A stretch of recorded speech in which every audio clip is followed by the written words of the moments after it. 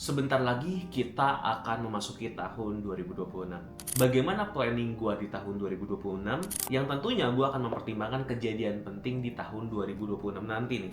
Nah, jadi kejadian penting di 2026 nanti, yang pertama itu adalah midterm election di US, atau bisa dibilang adanya pemilu di US, tapi bukan pemilu presiden ya, karena kan presiden itu 2024. Ini pemilu DPR dan MPR-nya di Amerika Serikat, dan juga gubernur-gubernur di Amerika Serikat ya, misalnya kayak gubernur di California, gubernur di Texas, dan lain-lain teman-teman. Nah, di sini fact-nya itu ada teori, yaitu ada hubungan antara S&P 500 atau saham US dengan midterm election yang terjadi di Amerika Serikat. Nah, ini yang perlu dicatat nih teman-teman. Biasanya ketika midterm election, perform S&P 500 ya secara rata-rata dan median itu menjadi yang terburuk dibandingkan tahun-tahun lainnya.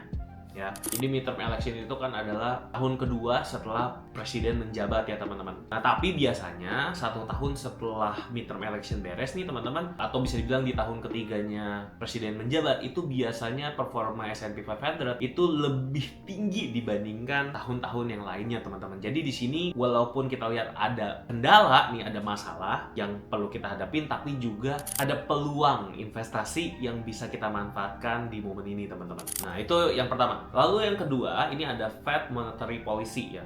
Dimana di sini selalu akan menjadi pertanyaan apakah the Fed akan melakukan rate cut, apakah dia akan menahan rate cut-nya, dan kalau inflasi naik, apakah dia akan menurunkan suku bunga atau tetap menahan rate cut. Dan juga seperti yang teman-teman tahu, ada tekanan dari Donald Trump ya kepada Powell untuk segera menurunkan suku bunga ke 1%. Dan tentunya yang paling hot nih di midterm election atau di tahun depan nanti, yaitu adalah mundurnya atau berakhirnya masa jabatan Jerome Powell selaku Fed Chair di bulan Mei teman-teman. Jadi ini mulai seru nih kalau udah ada pergantian kepala The Fed nih ya teman-teman. Itu faktor kedua. Dan yang ketiga tentunya adalah faktor Bitcoin halving ya, dimana kan katanya tahun 2026 itu adalah tahunnya bear market, dan di situ kita bisa tahu juga kapan harus mulai melakukan pembelian atau DCA teman-teman. Jadi dari 3 faktor penting tadi, kita akan bahas rencana portofolio gua di tahun 2026 ini ya. Kita akan bahasnya per quarter nih, karena tiap quarter atau per 3 bulan sekali itu eventnya beda-beda nih teman-teman ya. Jadi kita akan bahas tuh. Nah, jadi kita masuk ke quarter yang pertama teman-teman, di 3 bulan pertama di tahun 2026 dari Januari sampai bulan Maret. Fase quarter 1 ini bisa dibilang adalah fase bull cycle yang terakhir kalau menurut pandangan gue ya, atau bisa dibilang last stability lah ya, karena ini adalah momen pre-midterm election. Jadi di bulan Januari sampai Maret itu belum mulai nih midterm election-nya, tapi sudah mulai pemilihan calon-calon kandidat untuk siapa yang akan dipilih. Misalnya kayak siapa yang akan jadi gubernur Jawa Barat gitu, siapa yang akan jadi gubernur Jawa Timur. Nah, kayak gitu tuh. Sama di Amerika juga lagi ada pemilihan calon kandidat, tapi belum ada kampanyenya ya. Selain itu, di kuartal 1 juga Jerome Powell masih menjabat nih ya. Jadi belum bulan Mei kan, jadi masih menjabat. Jadi harusnya sih masih stabil. Paling tinggal ya apakah Donald Trump akan mengepus Jerome Powell atau tidak kan kita nggak tahu ya. Tapi pastinya Jerome Powell masih menjabat nih. Jadi harusnya masih stabil nih untuk ekonomi. Dan jadi menurut gua ini Bitcoin juga masih bisa mengalami kenaikan dulu nih di bulan Januari sampai Maret. Tapi hati-hatinya ini bisa aja jadi false optimisme gitu, karena kan harganya naik terus, wah ini sepertinya akan terjadi extended cycle. Nah, habis itu baru masuk quarter yang kedua, dan itu berbahaya. Nah, tapi sebelum kita bahas quarter kedua, gua akan kasih tahu dulu strateginya nih di quarter 1. Nah, jadi kalau buat gua, kalau misalnya teman-teman juga misalnya ada yang masih menghold kripto ataupun saham ya, jadi kalau menurut gua masih nggak apa-apa lah untuk di hold aja. Ya, kalau teman-teman mau nambah boleh nambah, tapi teman-teman harus tetap waspada untuk siap-siap taking profit. Karena kan sekali lagi kalau misalnya beneran naik dulu nih teman-teman, jangan berpikiran wah sampai akhir tahun bakal naik nih. Karena ingat, masih ada Q2, Q3, Q4 yang lumayan perlu kita pantau nih. Kalau planning gue sendiri ya, gue sih udah mulai sisihkan cash lah, sekitar minimal 30%. 70%-nya kalau mau diinvestasikan boleh, mau di hold boleh, atau kalau misalnya ada yang mau di cashkan juga boleh, tapi minimal 30% lah cash ya. Untuk cashnya sendiri, gue saranin teman-teman buat di earn ya, atau di staking supaya cash teman-teman itu bisa menghasilkan uang. Simpennya juga kalau gue dalam bentuk US dollar atau USDT. Tidak akan ada risiko mengalami penurunan depresiasi antara dolar dan rupiah ya. Jadi tetap naik nih, tetap bertahan lah.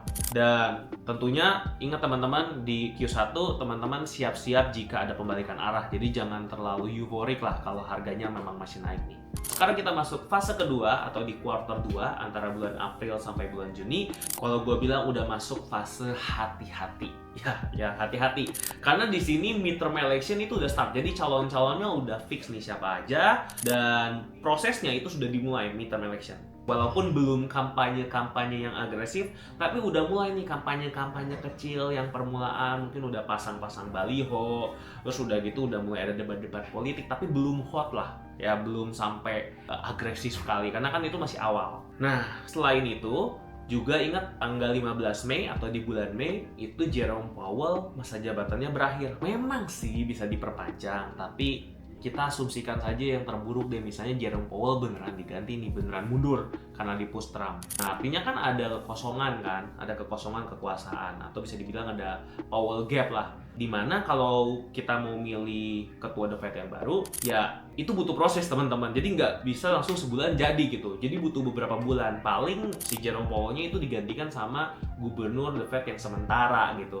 Dan itu pun dia kan nggak bisa melakukan kebijakan-kebijakan yang terlalu kontroversial, dia hanya bisa defensif. Jadi memang di kuartal 2 ini, di sini ada ketidakstabilan yang gue lihat. Dan juga di kuartal 2 ini kan Q1 ekonomi akhirnya sudah keluar nih resultnya.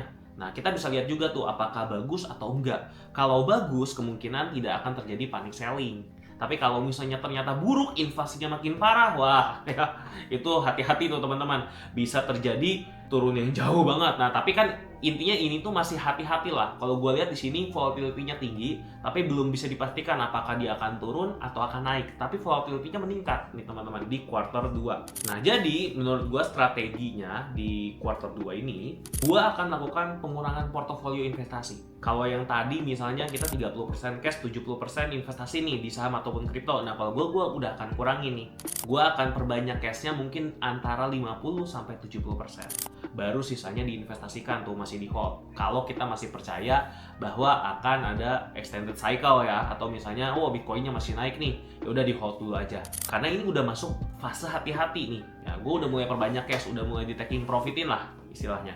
Dan di sini kita akan wait and see nih tentang berita-berita yang terjadi. Apakah memang akan ada berita bagus untuk kripto atau tidak, begitu.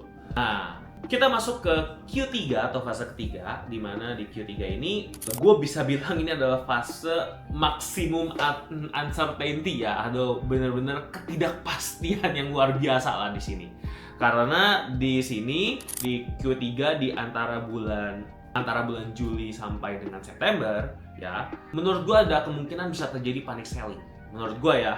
Kenapa bisa begitu? Jadi ada beberapa faktor. Yang pertama itu Powell Gap. Powell Gap tuh akan benar-benar terasa terjadi di sini. Jadi kalau tadi Mei itu baru mulai mau keluar kan Mei nih ya, Mei ya kan. Juni itu baru mulai kosong. Nah, ini Juli, Agustus, September itu mulai kerasa nih efeknya. Jadi ini adalah efek Powell Gap karena Powell sudah tidak menjabat dan ketua The Fed yang baru kita nggak tahu juga apakah bisa dipercaya atau tidak nih. Gitu. Apalagi kalau misalnya ternyata kandidatnya nggak bagus. Waduh, kacau gitu ya. Lalu kampanye midterm pun di sini, ini kan udah mau pemilihannya nih. Wah, ini bakal makin brutal teman-teman ya. Mungkin teman-teman juga pernah lihat kan pemilih di Indonesia itu kan saling melemparkan gosip-gosip yang gak bener gitu misalnya. Atau misalnya hoax atau saling bongkar-bongkaran lalu dosa masing-masing. Nah, itu mungkin akan terjadi nih di bulan Juli sampai bulan September. Dan kalau terjadi seperti itu biasanya sih orang-orang atau investor-investor itu udah mulai takut ya untuk berinvestasi ya. Mereka akan cari yang lebih aman sambil wait and see dulu. Apakah benar pemimpinnya akan nanti bagus atau tidak, teman-teman. Ya, dan memang kalau kita lihat secara historis, biasanya nih midterm low itu, tadi kan gue udah bahas di awal tuh S&P 500 biasanya itu performanya paling buruk di midterm election di tahun misalnya di tahun 2026 lah gitu ya, atau di tahun midterm election. Nah, lowest-nya itu kalau kita lihat dari bulan itu di bulan antara Agustus sampai Oktober. Nah, jadi hati-hati nih teman-teman nih. Jadi kalau gue sih di situ tentunya udah akan semakin berhati-hati lagi ya. Mungkin dampaknya bisa jadi banyak panic selling atau liquidity ketat buat orang-orang yang telat. Jadi buat teman-teman ini patut diinget nih. Ini memang masih lama nih, tapi ingat tanggal-tanggalnya ya. Nah, strateginya gimana nih kok? Strateginya. Nah, jadi kalau gua di sini, gua tentunya akan terus pantau chart, akan lihat dulu apakah memang ada price action yang menandakan dia benar-benar akan menjadi panic selling dan bear market gitu atau tidak. Karena jika iya, gua akan langsung exit teman-teman semuanya. Gua akan langsung exit at least 90% gue cash atau enggak sampai full cash, itu bisa terjadi juga teman-teman. Pokoknya antara 90 sampai 100%. Tapi ingat, tunggu price actionnya dulu. Apakah benar-benar terkonfirmasi makin turun lagi atau enggak. Jadi tetap dikonfirmasi sama grafik ya, nggak cuma karena dengar berita A, B, C, gue jual karena nggak kayak gitu. Jadi bisa dipertahankan nih investasinya, apalagi kalau misalnya kita masih nge-hold Bitcoin nih, harganya masih di 110.000 misalnya ya, lagi naik-naiknya. Nah itu belum tentu akan dijual dulu teman-teman. Ya sampai memang beneran ada candle bear yang muncul nih teman-teman. Tapi kalau misalnya teman-teman masih misalnya masih yakin lah paling cuma koreksi, nggak apa-apa gua tahan. Kalau gua saranin cashnya udah 70% aja lah, 30% diinvestasiin. Karena di tahun 2026 ini tuh menurut gua adalah fase yang harus defensif nih. Untuk apa defensif? Untuk di kuartal berikutnya nih. Nanti akan gua kasih tahu ya. Karena yang kita tunggu itu adalah kuartal 4-nya. Nah, jadi kalau gue sendiri strateginya di kuartal 3 tadi tambahannya adalah gue udah pasang watchlist to buy juga. Jadi udah dipantau nih mana aja yang mau dibeli, mana aja yang fundamentalnya bagus, baik itu saham maupun kripto. Udah gue pantau tuh dari Q3 ya. Udah siap-siap nih, siap-siap borong. Nah, baru kalau bener kejadian gitu, kita lihat Q4. Nah, di Q4 ini yang paling seru nih teman-teman. Karena Q4 ini bisa dibilang adalah fase post midterm election.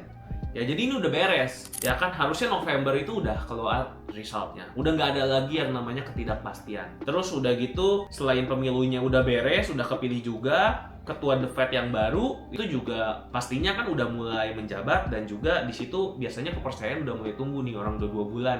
Kayak kita aja kemarin kan Menteri Keuangan Sri Mulyani ganti ke Purbaya, itu kan awalnya deg-degan dulu kan, banyak yang menghina Purbaya lah, tapi setelah Purbaya menjabat beberapa bulan, akhirnya kan pandangan kita berubah, wah ternyata Purbaya nih lebih baik. Nah kayak gitu tuh. Jadi memang pastinya ada fase perubahan kepercayaan dulu tuh. Dari awalnya nggak percaya karena masih baru, lama-lama jadi percaya karena kita lihat dari kinerjanya. Nah dan di sini di Q4 itu sudah persiapan nih teman-teman. Seperti yang teman-teman tadi udah gue jelasin ya, kan gue bilang tahun ketiga nih, atau 1 tahun setelah midterm election, atau tahun ketiga ketika presiden menjabat, itu biasanya menjadi tahun terbaik ya, ekonominya biasanya bagus, performa S&P 500-nya bagus, dan kripto pun atau Bitcoin itu biasanya juga peak-nya itu udah mulai bagus lah, udah mulai naik. Ingat fase Bitcoin halving yang gue sebutin, bahwa di bulan November 2026 adalah waktu beli terbaik. Udah mulai nyicil ya, bukan all in tapi cicil ya, mulai cicil sampai halving berikutnya.